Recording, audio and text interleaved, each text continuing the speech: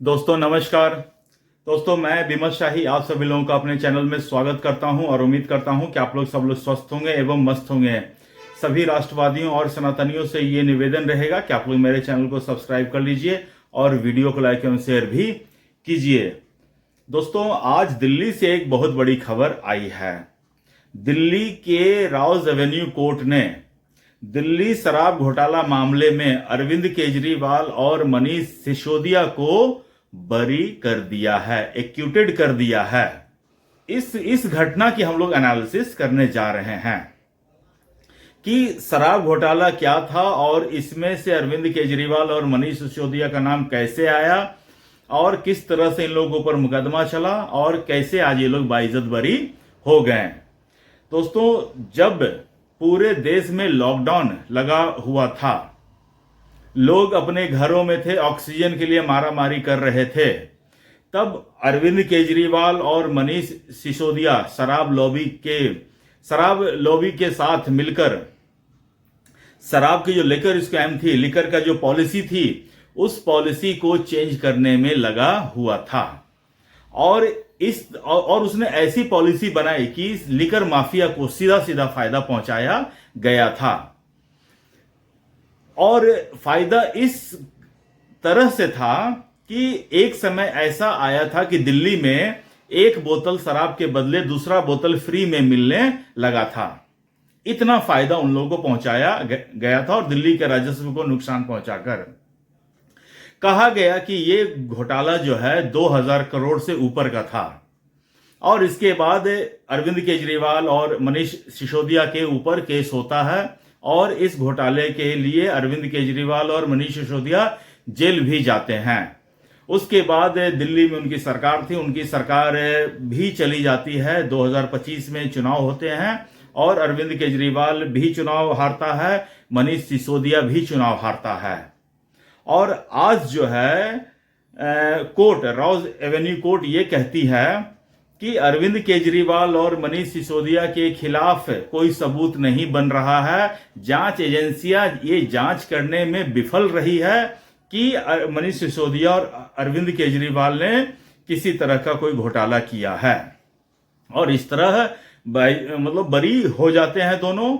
और उसके बाद अरविंद केजरीवाल सामने आते हैं और कहते हैं कि अरविंद केजरीवाल भ्रष्टाचारी नहीं है।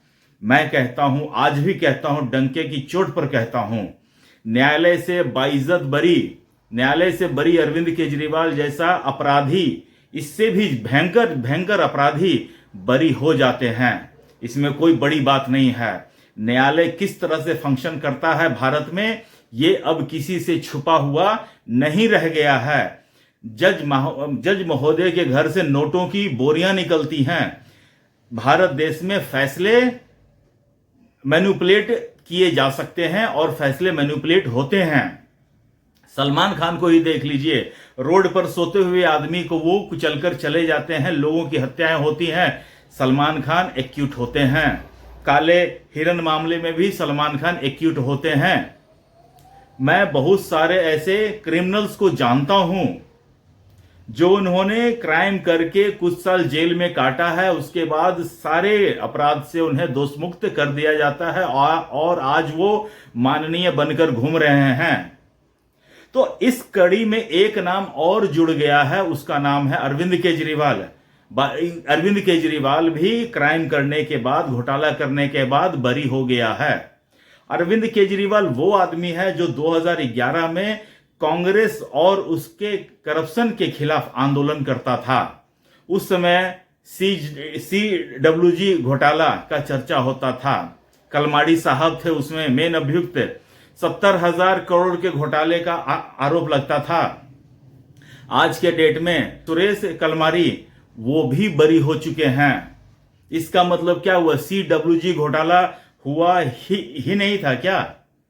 नेशनल हेराल्ड केस में आज राहुल गांधी खुलेआम घूम रहे, सोनिया गांधी खुलेआम घूम रही है। अदालत ने ईडी की जांच को संज्ञान में लेने से मना कर दिया। तो क्या नेशनल हेराल्ड स्कैम हुआ नहीं है क्या?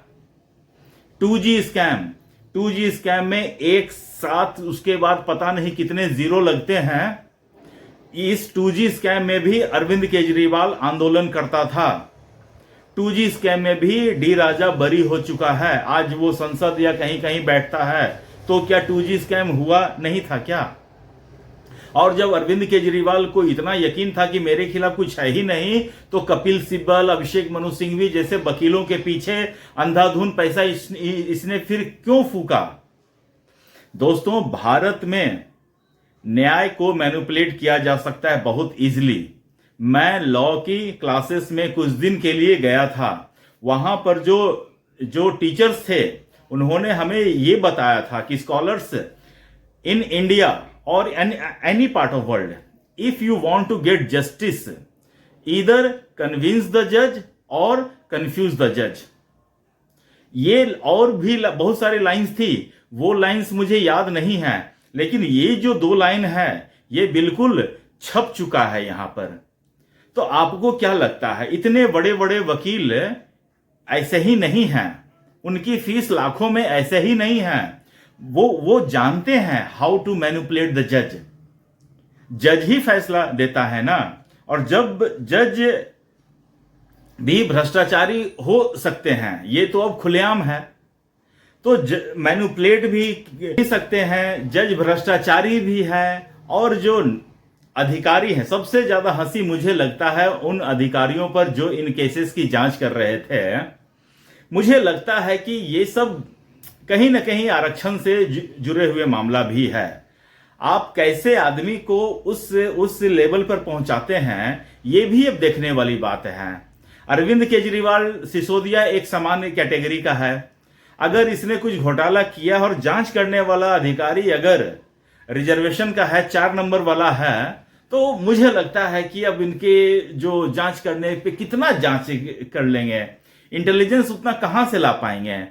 तो ये सारे चीजों को भी जोड़कर देखा जाना चाहिए। मुझे लगता है कि जांच में जो सीबीआई ने जो जांच की है वो अधिकारी उतने योग्य नहीं थे।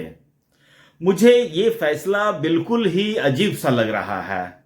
मुझे लग रहा है कि मैं इस फैसले से सहमत नहीं हूं। मुझे लगता है कि अदालत से कहीं ना कहीं किसी न किसी बिंदु को मिस इंटरप्रिटेट हुआ है, या वो समझ नहीं पाए हैं, या उन्हें वकील कंफ्यूज करके रख दिए हैं। वरना सोचिए, दिल्ली में पहले ही नजर में स्कैम दिखता है। जब जज को ये सामने गया होगा मैटर कि एक दारू के बदले एक दारू फ्री कैसे केजरीवाल कर दिया। केजरीवाल कौन सा इकोनॉमिक्स पढ़ के आया था, ये तो जरा बता दे।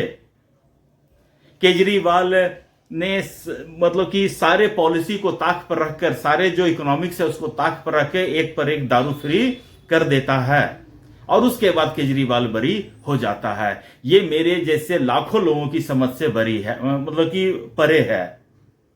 मुझे समझ में नहीं आ रहा है कि मैं इस फैसले पर रिएक्शन कैसे करूं।